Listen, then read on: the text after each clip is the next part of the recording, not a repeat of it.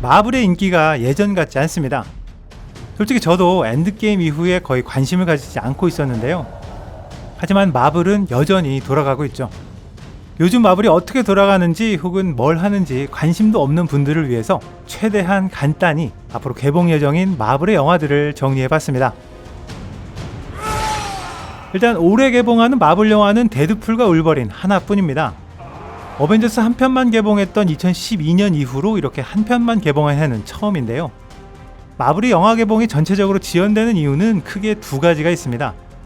미국 작가조합 파업과 정복자 강을 연기했던 조나단 메이저스입니다.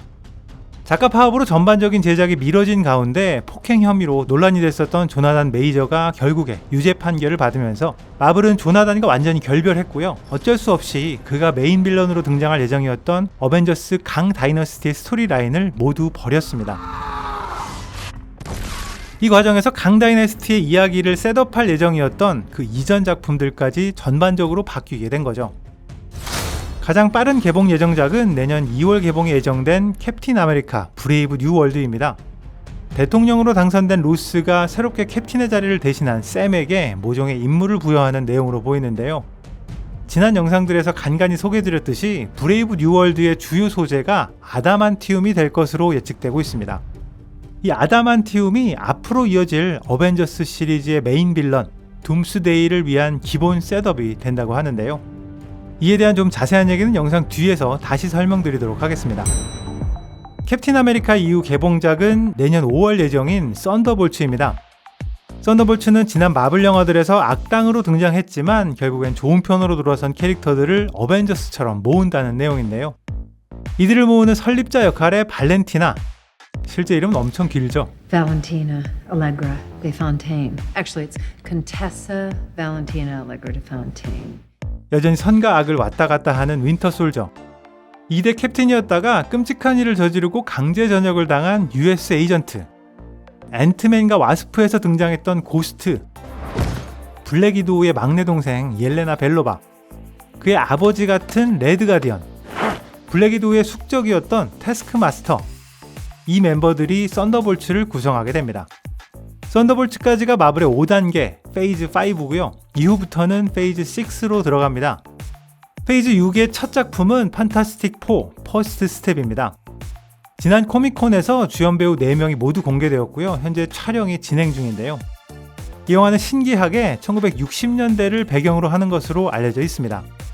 다만 지금까지 마블 영화의 기준이 되는 지구 616이 아닌 다른 멀티버스를 배경으로 하고 있어서 아마 다른 영화들과 연결되기 위해서는 지구 616에 현재로 오게 되는 설정이 아닐까 예상해 볼 수 있습니다.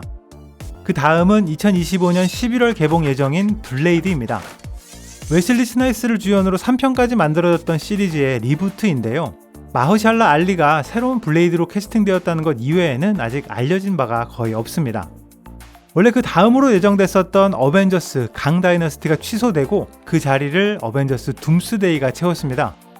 메인 빌런인 닥터 둠의 로버트 다우니 주니어가 캐스팅되면서 마블 팬들의 열렬한 환영을 받았었는데요. 아이언맨을 연기했던 배우가 닥터 둠을 연기할 수 있는 건 역시 이놈의 멀티버스 때문이죠. 아마도 다른 멀티버스인데 우연히 토니 스타크와 같은 얼굴이거나 혹은 다른 멀티버스의 토니 스타크인데 모종의 사건으로 흑화되어서 아이언맨이 아닌 닥터 둠이 되었다고 예측해 볼 수 있습니다. 닥터 둠은 코믹스 원작에서 지구에서 두 번째로 뛰어난 천재지만 동시에 닥터 스트레인지를 능가하는 수준의 마법사이기도 했습니다.